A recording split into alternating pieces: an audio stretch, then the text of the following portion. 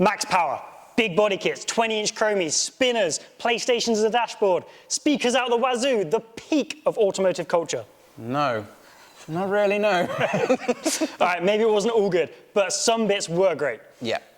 One thing I do miss, neons. Neons. Yeah, bit of Need for Speed Underground. So do you know what we're doing today?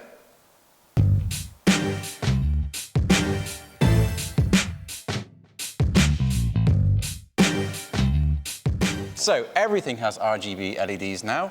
You know, people put them on computer parts, they put them behind their TV, they put them in their kitchen, around their floors, around their vaginas. Sorry, what? You know, like a vajazzle. It's not what vajazzling is, man. Is it not? No. Oh, well maybe they should, like a big arrow to help you find where you're going. Oh, hey, that's, yeah. See? Missing a trick. Anyway, neons. We are taking it back to the 90s, but this isn't the 90s. No. So we don't need hundreds of pounds worth of expensive cold cathode tubes or whatever they're called. We're gonna try and break speed this shit and get effective underglow with an eBay LED kit. Oh yeah. Okay, so hopefully we've got everything we need. We've got our LEDs, we've got a little controller so we can turn them on and off, change the colors and all that sort of thing. Everything to solder them with, so we've got soldering iron, soldering wire, the heat shrink tubing, little switch just to turn them on and off. We've got little fuses and a fuse splitter. So we've got some wiring and some cable ties just to sort of hide everything up and make sure it's out the way. Okay, so we actually want to check these work before we even start doing anything. So let's give it a go.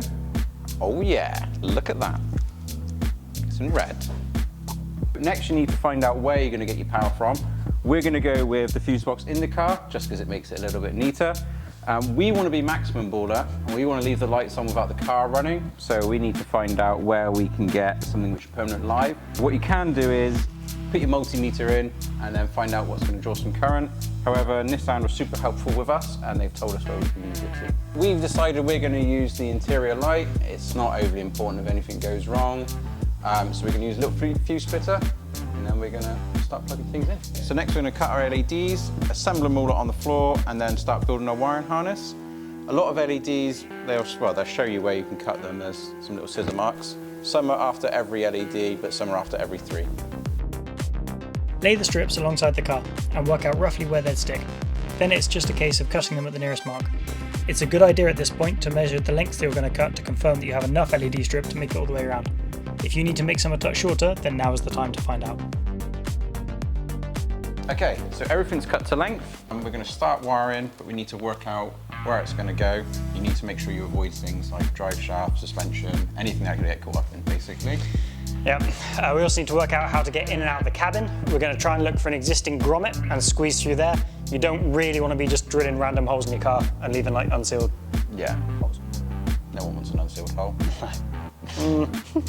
I quite like a hole with easy access. So we've pulled our neon wires through the grommet, which is a bit of a pain, but it's there. We'll run that up to the control box. And then the other side of that is the power. So we've stripped back the connector. The positive is going to go up to our switch and then down to the fuse box. And for the ground, we need to pick somewhere that goes direct to chassis with like no paint on it. So an existing earth point would be really helpful if you can find one. But yeah, try and find an existing bolt and put a ring terminal on the end. Don't just like stick wood screws in everywhere. So we need to find out where we're going to put our switch. We found a little blank space we're going to use here right next to the rear fog light. So you can either sort of drill it in situ, but we think we should be able to pop it out from the back and then just drill it on the bench basically. So we couldn't actually get it out. We just popped the trim out and we're just going to drill it here. We drilled a pilot hole to make sure that we're in the right place, then found a drill bit that was just a bit bigger than the switch to finish off the hole. Finally, the backside got a bit of love from the Dremel to make room for the body of the switch. With the switch in place, we were able to fit some spade connectors to get power from the fuse to the control box via the switch, ran the negative to a ground point under the dash, and plugged in the 4-wire connector leading to the neons outside the car. So to get these wired up, we need to scrape off the waterproof coating, like a scalpel or something will do it, or Stanley knife. We need to expose these copper pads underneath. Route your wires safely, avoiding any moving parts, and secure with cable ties. Melt some solder onto the wire ends and the copper pads on the LED strips, slide some heat shrink up the wire, then heat it up with the soldering iron until they melt together. Finally, slide the heat shrink over the join and heat it up till it's a tight fit. A heat gun's best for this, try not to use your lighter. As you wire each new strip in, it's worth turning them on to check the connections are good. What a night. Yeah, full disclosure, we've not actually finished. No. It took a surprising amount of time to like route it all properly and like soldering those little things on. Jeez. Yeah, it was hard work. Yeah, look into if there's like some connectors to use, like do Get that. those, yeah. So we've done 3 out of 4. Yeah, everything but the front.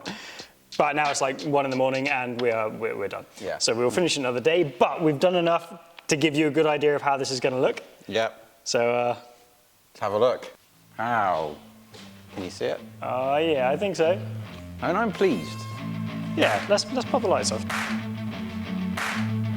I mean, look at that. How cool is that? So they're pretty bright.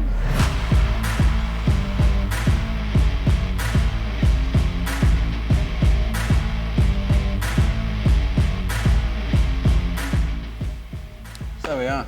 I think they came out pretty awesome. Not bad really for Well, the actual strip was like 8-9 quid. £9, and to get all the bits is what, like 30 odd quid? Yeah, and like that's mostly because it was quite last minute. We had to go and get stuff in person. Yeah. You could probably do it even cheaper. But yeah, for 40 quid or less. Have it done. They're bright, they're colourful. That's what you want.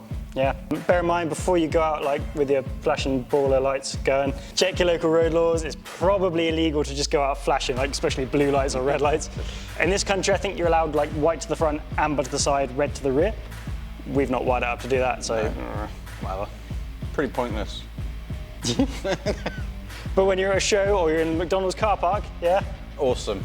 awesome. Awesome. So yeah. Thanks for watching. We'll stick something on Instagram when it's, it's all the way round when we're out in the world. But yeah, there you go. Neons on your car for not a lot of dosh. Yeah. Thanks for watching. Bye.